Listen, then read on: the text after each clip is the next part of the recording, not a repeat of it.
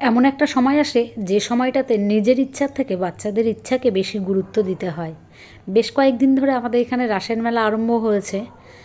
তো ছোটো মেয়ে প্রত্যেক দিন বায়না করছে, মা চলো না একটুখানি রাসের মেলাতে যাই। যদিও আমি কোনোবার যাইনি, যদিও আমাদের বাড়ি থেকে খুব একটা বেশি দূরত্ব না, হেঁটে মোটামুটি 5 থেকে 7 মিনিটের রাস্তা। তো আজকে সন্ধ্যাবেলাতে ছোটো মেয়ে আর আমি বেরিয়ে পড়লাম দুজন মিলে।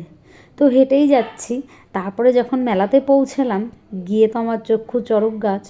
বলছে আমরা এতদিন কোথায় ছিলাম।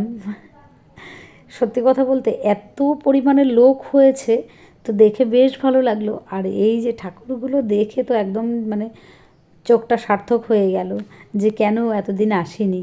যদিও বা রাসের মেলা বেশি দিন আরম্ভ হয়নি, তো যাই হোক আজকে এসে বেশ ভালো লাগলো। আবার মনে মনে ইচ্ছাটাও নিয়ে নিলাম যে শেষ হওয়ার আগে আগে আরও একদিন আসা যাবে।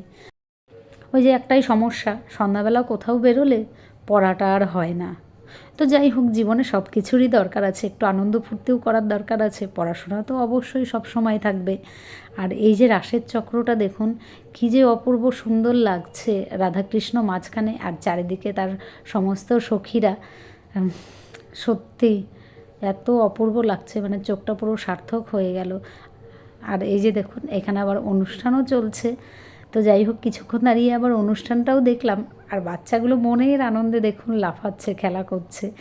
তো সত্যি না আসলে হয়তো বা এইগুলো অনেকটাই মিস করতাম। তবুও আজকে ছোটো মেয়েটা বেশ শান্তই ছিল, কেননা খুব বেশি একটা বায়না করেনি। একটাই বায়না করলো, মা আমাকে একটা গ্যাস বেলুন কিনে দাও। তো একটা গ্যাস বেলুন কিনে দেওয়াতে ও ভীষণ খুশি হয়ে গেল। ওর হাসি মুখটা দেখেই দেখুন বোঝা যাচ্ছে যে ও কতটা খুশি হয়েছে। আর মেলায় তো বিভিন্ন ধরনের বাচ্চাদের খেলনা থেকে বিভিন্ন রকম খাবার সামগ্রী সমস্ত কিছু বিক্রি হচ্ছে। আর মেলাতে যেটা হয়, তো মেলাতে গেলে মনে হয় কোনটা ছেড়ে কোনটা নিই, তো সমস্ত কিছুই ভালো লাগে। আমি আবার একটা কানের দুল, মালা এ সমস্ত বিক্রি হচ্ছে, তো সেই দোকানে গেলাম, গিয়ে কটা ক্লিপ দেখতে নিলাম। তো সেই রকম ঠিকঠাক পছন্দ হলো না। তারপরে এই যে এই দোকানে এসে বাচ্চাদের জন্য কয়েকটা খেলনা কিনে নিলাম। আর দেখুন কি সুন্দর ডলগুলো, মানে সুন্দর লাগছিল। আর এদিকে অদ্রিজা তো চাউমিন খেতে বসে মুখটা পুরো বেঁকিয়ে ফেললো, কেননা চাউমিনটা দিয়েছে পুরো একদম ঠান্ডা। মেলার খাবার যেখানে যেমন পারে সেখানে সেই রকম বিক্রি করে দেয়।